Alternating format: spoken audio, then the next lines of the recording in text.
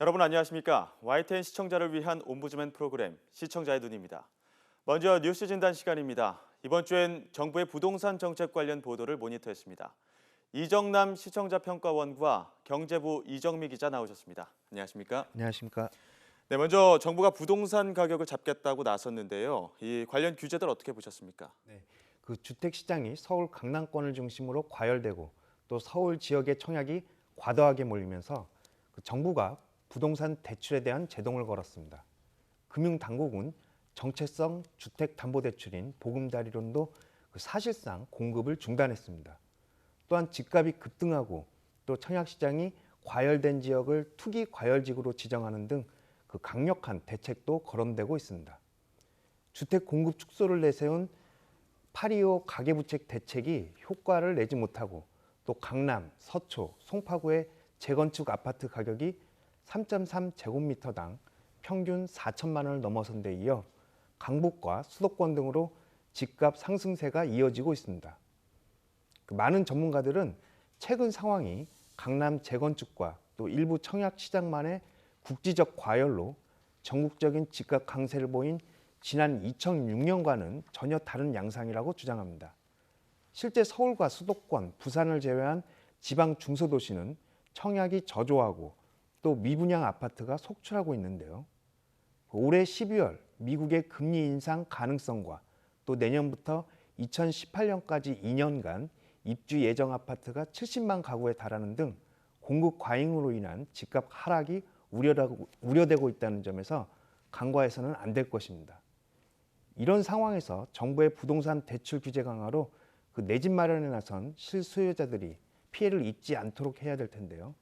이번 정부의 부동산 대책 어떻게 해석할 수 있는지 설명을 부탁드립니다. 예, 과연 일부가 아니라 보편적인 실효성이 있는지 그런 논란이 있는 것 같은데요. 어떻습니까?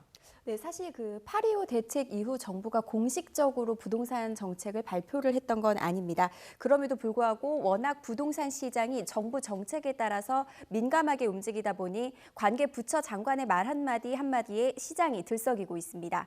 그 말씀하셨듯이 그동안 기획재정부와 국토교통부의 입장은 하나였습니다. 지금 부동산 시장은 과열이 아니다. 강남 일부 재건축 시장에서 가격 급등 현상이 일어나고는 있지만 아직 우려할 정도는 아니라는 것이었습니다. 그러면서 상황을 계속 지켜보고 있다며 과열 조짐이 보인다면 대처하겠다는 원론적인 입장을 유지해 왔는데요. 지난 14일 국회에서 열린 종합국정감사에서 강호인 국토교통부 장관이 약간 다른 분위기의 발언을 합니다. 단계적이고 선별적이지만 시장 안정 정책을 강구해 나갈 계획이라면서 규제 방침으로 해석될 수 있는 입장을 밝힌 겁니다. 다만 지역별 주택시장의 차별화가 뚜렷해지고 있는 점을 감안할 때 각 지역의 시장 상황에 따른 맞춤형 처방을 계획하고 있다면서 강남 등 일부 지역에만 규제 정책을 할 수 있음을 내비쳤습니다. 그때까지만 해도 기획재정부 종합국정감사에 나온 유일호 경제부총리 겸 기획재정부 장관은 부동산 시장이 전국적으로 과열돼 있다고 보기는 힘들다는 입장이었는데요. 주말이 지나고 나서는 강호인 국토교통부 장관과 같은 입장을 취합니다. 가격 급등 상황이 계속된다면 규제를 가할 수 있다는 것이었습니다.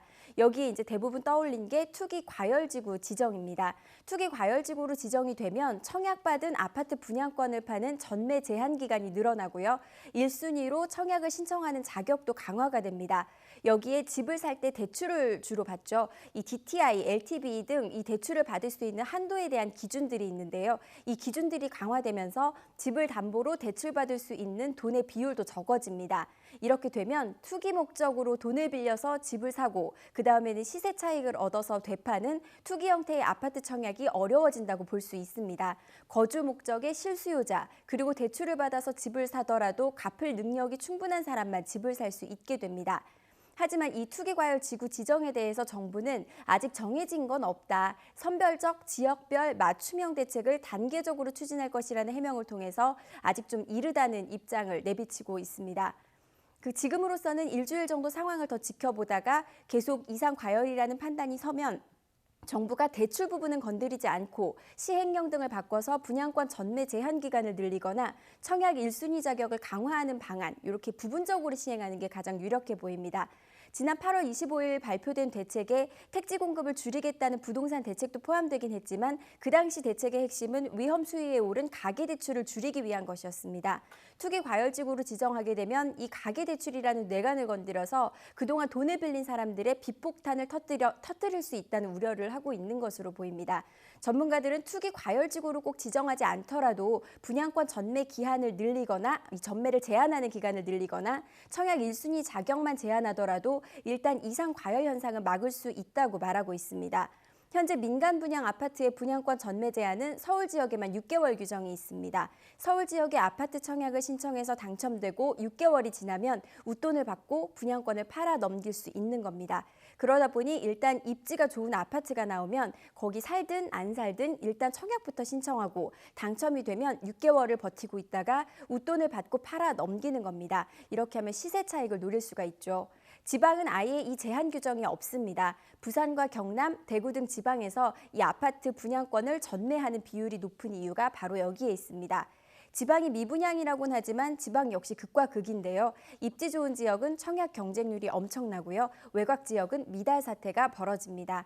돈 있는 사람이 이런 아파트를 분양받아서 웃돈을 받고 팔면서 있는 사람만 돈을 더 버는 구조가 굳어질 뿐만 아니라 아파트 값은 제 가치보다 더 가파르게 오르는 이상현상이 벌어지고 있는 겁니다.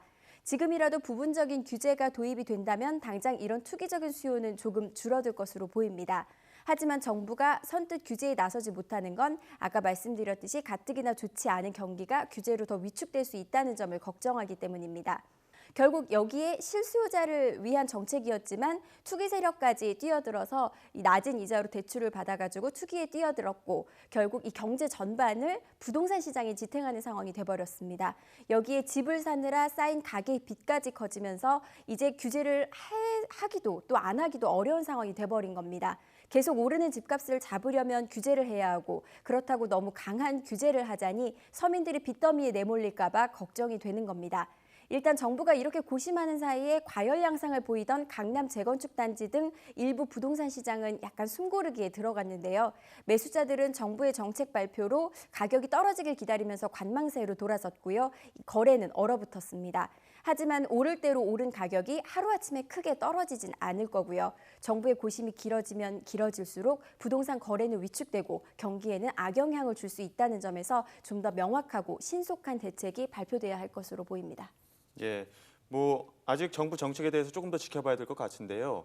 그런데 마냥 지켜보기에는 갑작스러운 제도 변화도 있지 않았습니까? 네, 그 주택금융공사의 갑작스러운 보금자리론 그 신청 자격 축소로 그 제한 조치로 주택 시장에 혼란이 빚어지고 있습니다.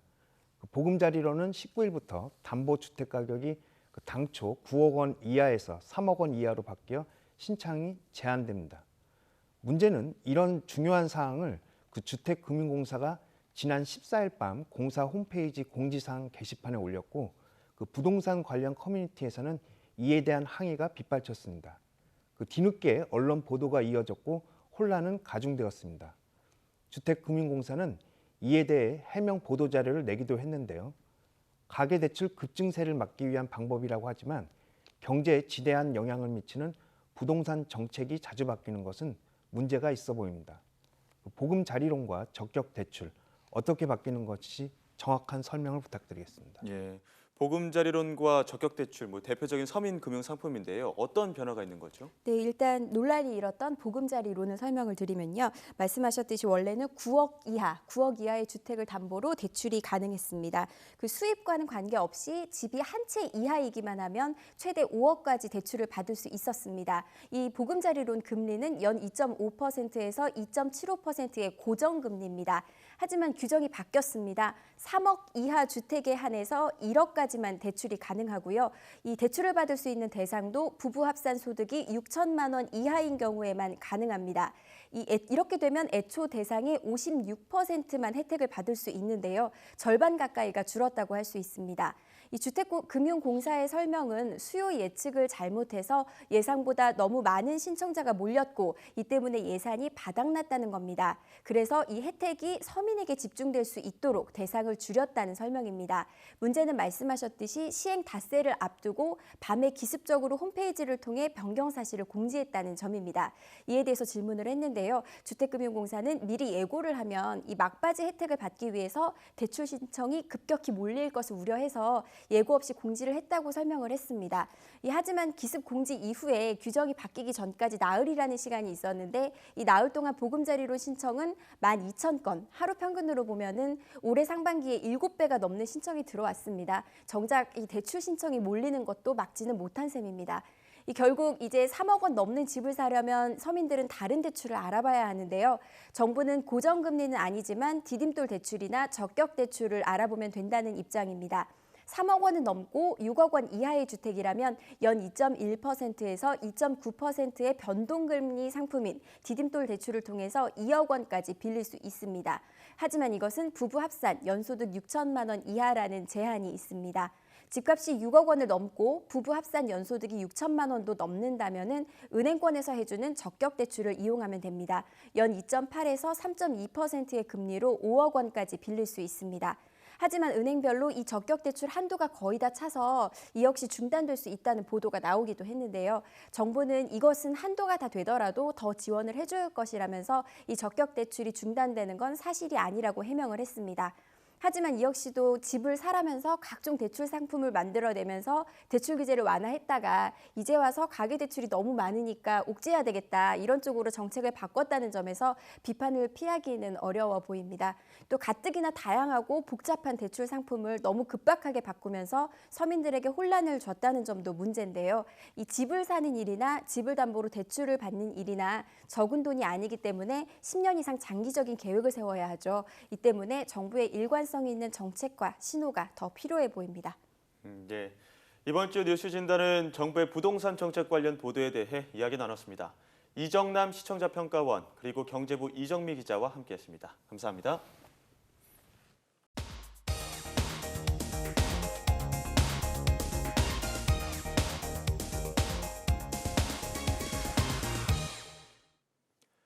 지상파 DMB 채널인 YTN DMB 프로그램을 평가하는 내가 본 YTN 순서입니다. 이번 주엔 한국사 탐과 뉴스 Q에 대한 고두희 평가원의 의견을 들어보겠습니다. 안녕하세요. YTN DMB 시청자 평가원 고두희입니다. 선선한 기온과 맑은 하늘이 이어지고 있는 가을이 오면서 교외로 나들이를 떠나는 사람들로 고속도로가 북적인다는 뉴스를 자주 접하고 있습니다. 시청자 여러분은 어디로 가을 나들이를 다녀오셨나요? 최근 날씨가 좋아서인지 실내 놀이시설보다는 맑은 공기와 풍경이 있는 야외로 나들이를 가는 경우가 많은데요. 자연과 더불어 역사 공부를 할 수 있는 유적지를 방문해 옛 조상들과 함께 산책해 보는 것도 좋을 것 같습니다. 한국사탐은 우리 주변에서 흔히 볼 수 있지만 모르고 지나가기 쉬운 역사와 관련한 이야기들을 자세하고 재미있게 전달해주는 프로그램인데요. 지난 방송에서는 백제의 역사를 새로 써 성군이라고 일컬어지는 무령왕의 왕릉에 관한 이야기를 해주었습니다.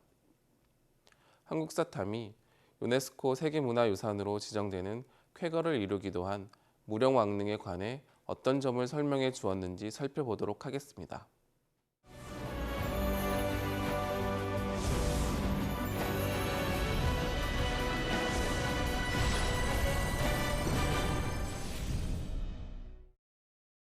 한국사탐은 프로그램 첫머리에 2분여간의 시간을 할애해 무령왕릉을 비롯한 백제의 찬란했던 문화유산을 스케치하듯 보여주었습니다. 주로 전달하고자 하는 포인트를 앞에 두는 글쓰기 방법을 두갈식 표현법이라고 합니다. 이러한 방법은 텔레비전 프로그램에도 적용할 수 있는데요.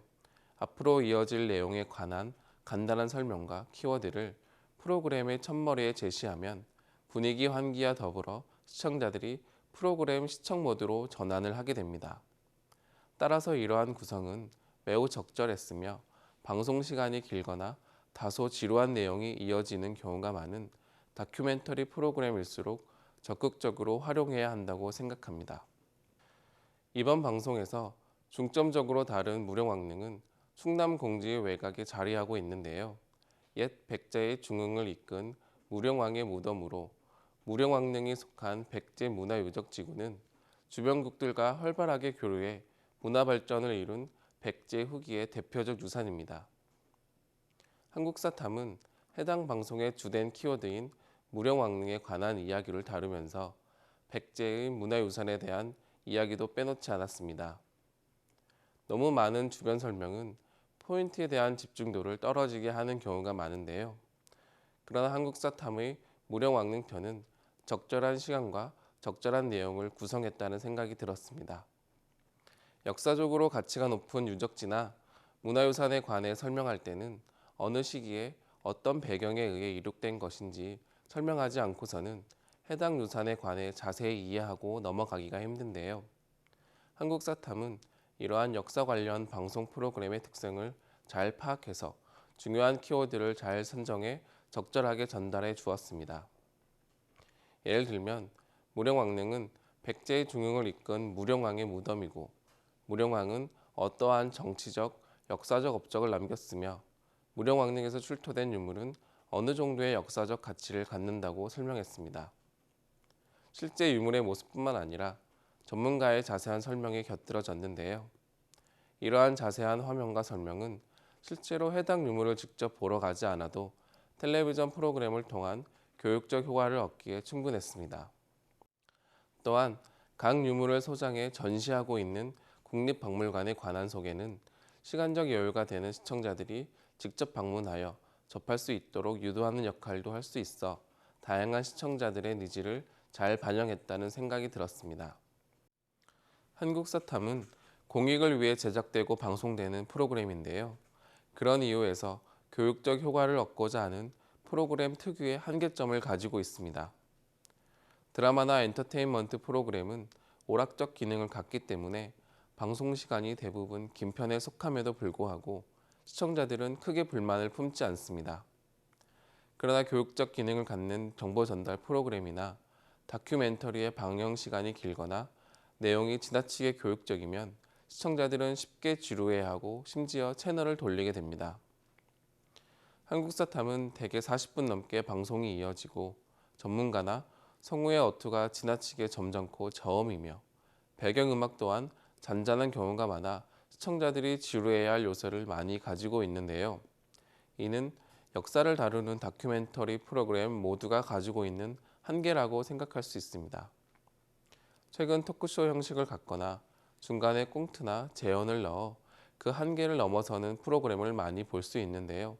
한국사탐도 이러한 에듀테인먼트 형식을 시도해 보는 것도 매우 좋겠습니다.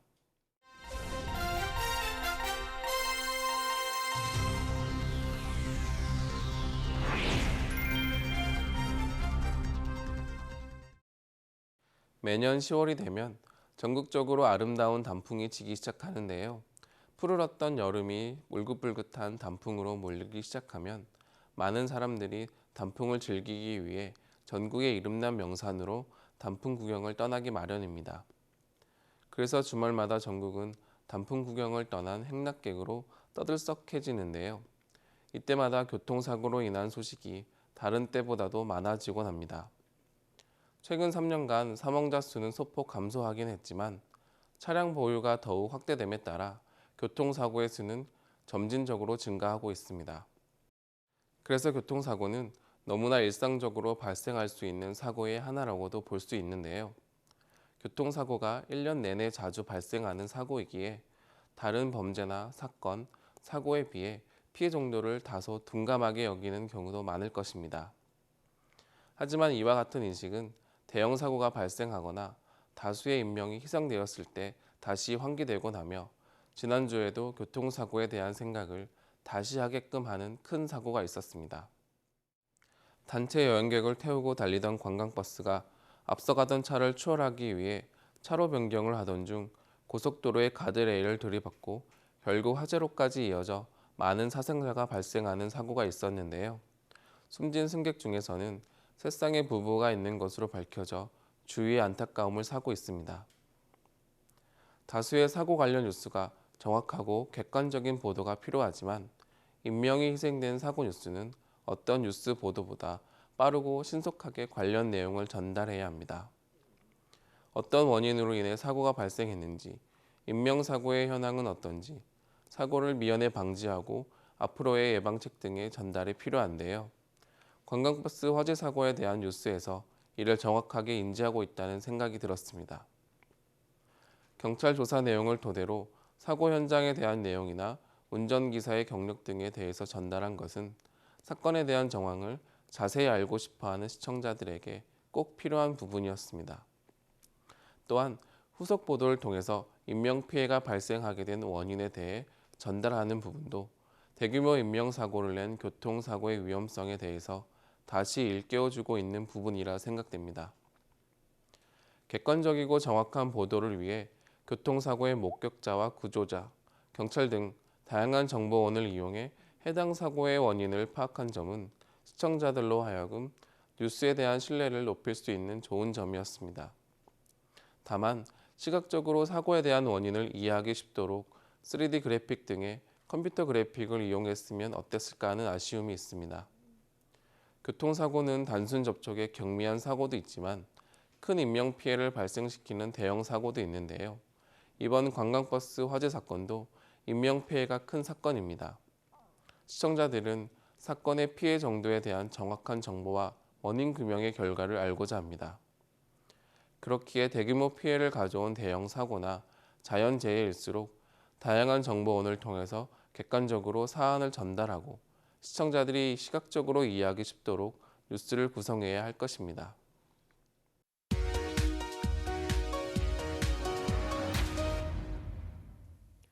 이번 순서는 시청자들의 지적사항을 정리한 모니터 보고 시간입니다. YTN 뉴스를 시청하다 보면 자막에서 문장 보호의 누락이나 띄어쓰기의 오류가 종종 나타나는데요. 시청자들은 좀 더 세심한 주의를 당부했습니다. 지난 18일 환자의 진료기록부를 조작해 요양급여를 챙긴 병원장을 구속했다는 기사를 전하면서 진료기록부 조작, 요양급여 챙긴 병원장이라는 자막이 나왔는데 진료기록부 조작 다음에 적합한 문장 보호인 쉼표를 넣어주고 요양과 급여는 띄어쓰기가 필요했다는 지적이 있었습니다. 같은 날 세월호 참사 재판 관련 기사를 전하면서 필수 정보가 빠진 최상환 차장이라는 자막보다는 최상환 해경차장이 이름과 직책에 맞는 정확한 표현이라는 지적이 있었습니다. 그런가 하면 이화여대 총장의 사퇴를 요구하는 이화여대 분위기를 다루는 기사를 전하면서 이화여대 교수 사상 첫 시위, 총장 사퇴라는 자막이 제공됐는데 이화여대 교수 한 사람이 문제를 삼고 있는 것이 아니라 교수들이 집단 행동을 하고 있는 것이기 때문에 이화여대 교수협의회가 정확한 자막이라는 지적이 있었습니다. 그리고 기업은행 수능 수험생 학부모 격려 편지라는 스크롤 자막은 모든 수능 수험생 학부모에게 편지를 보내는 것이 아니고 1000명의 국한에 보내고 있으므로 자막에 1000명을 추가해 주는 것이 친절한 자막이라는 시청자 지적이 있었습니다.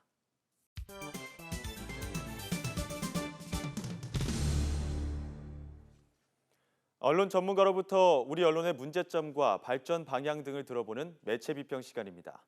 오늘은 최충홍 경남대학교 교수로부터 여성 차별적 보도의 문제점이라는 주제의 논평을 들어보겠습니다.